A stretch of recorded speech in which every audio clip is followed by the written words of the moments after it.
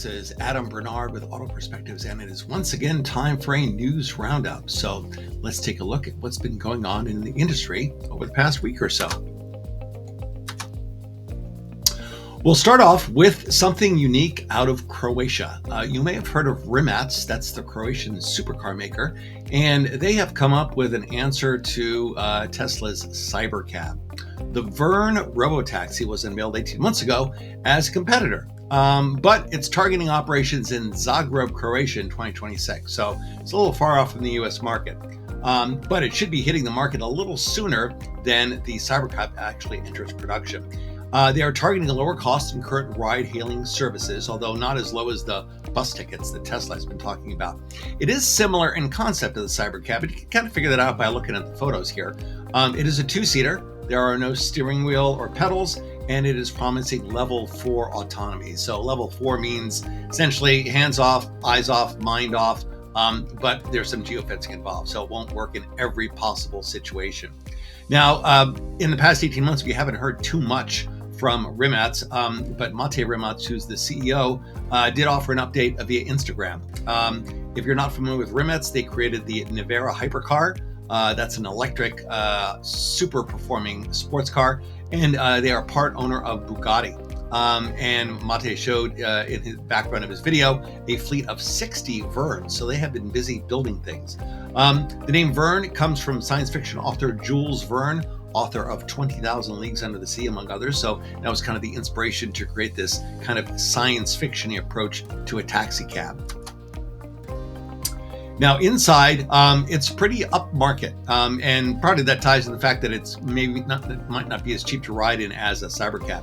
They are claiming more space and comfort than a Rolls-Royce, and it certainly looks rather high-end in these photos. That is a 43-inch screen up front, 17 speakers. It also has doors that slide forward, so it's easier to get in and out of in tight urban situations.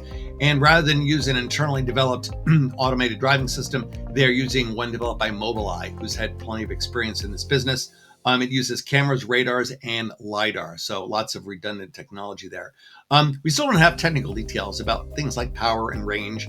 Unlike the Cybercab, we do think that the Verne is going to use a conventional EV charge port. You might recall the Cybercab is designed to only be charged wirelessly, and by the way, there is no wireless charging infrastructure here in the US yet.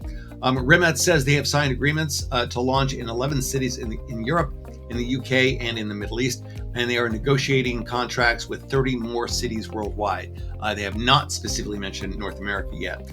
Rimac also recently received a €200 million grant from the EU as part of a package to develop an economic recovery plan for Croatia. So Mate Rimac, now in his 30s, started life in the auto business, converting an old BMW to EV power. He has been referred to as kind of the Croatian Elon Musk. And certainly his Nevera supercar has gotten a lot of PR. This is something very, very different. It also includes building an infrastructure and an ecosystem for the Verne. So we'll wait to see. They were about a year away from seeing this stuff launched in Zagreb, and we'll see what happens when it finally takes flight. Meanwhile, over in Kia, in Korea, Kia celebrated their 80th birthday with essentially a spiritual successor to the Stinger high-performance sports sedan.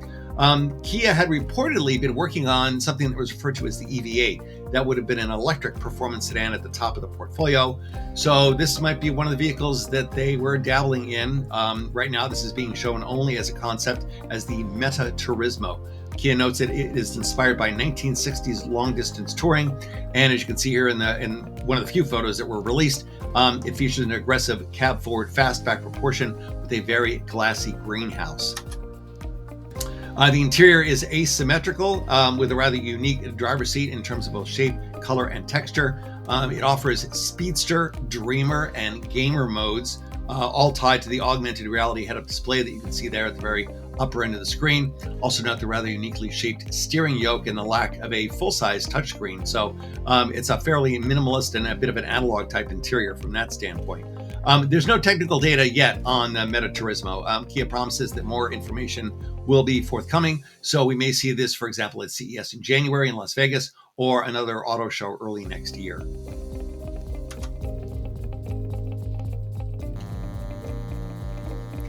Moving over to China, you probably remember the Smart brand as originally launched as a joint venture between Mercedes and Swatch. Swatch eventually backed out. Mercedes took over the whole thing. They sold some rather unusual small cars, but it's been rebooted. It's actually rebooted back in 2020 as a joint venture with China's Geely, and that's similar to what BMW has been doing with Mini. The electric part of Mini is now a joint venture between between BMW and Great Wall. So Smart, now reborn as sort of part of the Geely empire, gives them access to Geely's architectures and powertrain technology, and that's also allowed them to reposition the brand. The previous Smarts were all mini and small cars. There was a sports car as well. There had been talk of an SUV, which never quite got off the ground. But the new brand positioning pushes the whole brand up market. The flagship for Smart is now a 637 horsepower SUV, and that is something like 8 times the horsepower or 10 times the horsepower of the original Smart 4.2. They already sell in Europe and in China the number 1, the number 3, and the number 5 electric SUVs. But a recent strategic pivot means that Smart is now not EV only.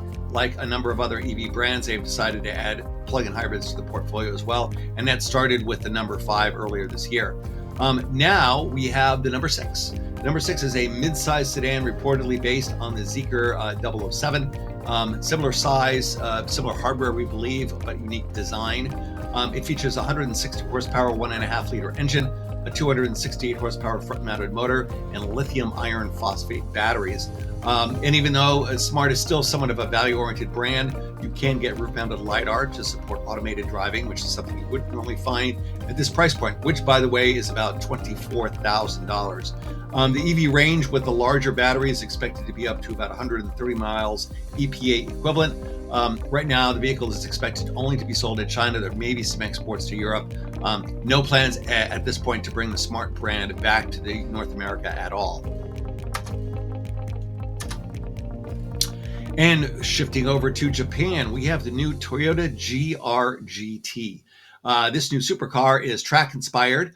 And if you look closely, even though I called it the Toyota GR GT, you won't see any Toyota branding anywhere. Technically, the brand here is Gazoo Racing. GR has been Toyota's performance sub-brand for a while. You saw it on the Celica, you saw it on the Toyota 86, you saw it on performance versions of the Yaris and the Corolla. But now GR gets its own vehicle, simply called the GT, as kind of an homage to the original Toyota 2000 GT. The new GR GT includes a GT3 specific variant for racing. And underneath is a new all-aluminum architecture, which is a first for Toyota. It's got a rear-mounted 8-speed automatic transaxle with a single integrated motor and a new 4-liter twin-turbo V8 with dry sump lubrication. So you have a hybrid V8 for a combined 641 horsepower. In addition to the GR GT, we also got a confirmation that the Lexus sports concept that was unveiled at Pebble Beach this past summer will apparently go into production as the Lexus LFA. Now, they still called it a concept because we don't have all the details, but essentially what Toyota showed alongside the GR GT was what we saw in Pebble Beach, and that was confirmed as being fully electric, even though the GR GT is a V8 hybrid. And of course, that electric vehicle will be a successor to the V10-powered LFA. The GR GT uses aluminum and carbon fiber body panels and an aero-optimized exterior design, although they don't claim a drag coefficient and there is no active aero in place, at least yet. The configuration is front mid-engine, and they did that. They actually wanted to put the whole engine up front, but behind the front axle to get it lower, to get a really low center of gravity to optimize handling. The interior is fairly conventional. There's an electronic gear selector running down the center. There's a full array of physical steering wheel controls, as well as some switches that you see there below the center touchscreen, and a little push button there on the dashboard as well to start and stop. Price tag for the GR GT will be $225,000 to start. And that price point means it's too nice to be sold through Toyota dealers. So if you want to buy one, you'll have to find select Lexus dealers who will be selling it when it goes into production. We don't have the timing on it yet, but we expect to hear more details soon. And finally, we'll finish off, speaking of supercars, with a couple of supercar flashbacks. It seems to be a little trendy these days because I'm going to talk about two of them here. The first is from UK startup Encore, which is populated by a number of folks who used to work for Lotus. Now, Lotus is still in business, owned by Geely, but what you're looking at here is a reincarnation of the legendary Lotus Esprit, which launched back in the 70s. The new Esprit has a redesigned carbon fiber body on an updated chassis from a Series 4 Esprit. That was the last update to the Esprit before it went out of production, and that was launched in 1994. Powering this new vehicle is a rebuilt Lotus twin-turbo V8, which now puts out 400 horsepower. So we have another V8, not hybrid, unlike the Toyota GR GT. There's a reworked 5-speed manual transmission, a redesigned suspension, and an electronic parking brake. Just over 2,600 pounds is the claimed curb weight, so this should do very well going from 0 to 60. They will build 50 of these at about $570,000 each.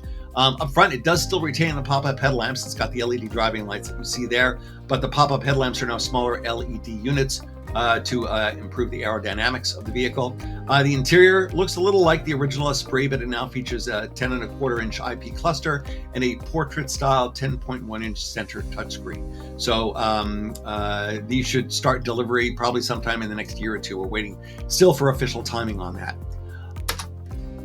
Alongside the rebooted Esprit is a rebooted Acura NSX, and this comes from Japan's JAS Motorsport. They have engaged Pininfarina to do the design work on what clearly looks like an NSX, but with a more contemporary execution, and it's referred to as the Tensei, which is Japanese for reincarnation or rebirth, which is very appropriate. You'll recall the original NSX was launched in 1996 as kind of the first usable supercar. You know, up to that point, you could drive a Ferrari or Lamborghini, but it was not an overall pleasant experience getting around town. It was wonderful on the track, but it was a little less usable day to day. And the NSX showed that you can make a supercar that is usable day to day, and so they wanted to recapture the spirit of that with this reboot. While the original NSX featured aluminum body panels, this has carbon fiber bodywork. It is expected to use a motorsports-derived powertrain. Conveniently enough, JAS has been Honda's official racing partner since 1998, and so the rumors suggest a naturally aspirated V6 and a 6-speed manual transmission. This will be built to order, so we don't have a production target, but this will be almost twice as much as the Lotus we just looked at, a little over $1 million each, with deliveries beginning in 2027.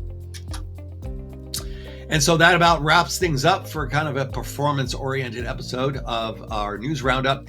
If you want to learn more, please visit AutoPerspectives.net. Check out the blog. Look for me on LinkedIn. And if you like what you see and hear from this episode, please subscribe and share. And we will see you back here in about 7 days. So long.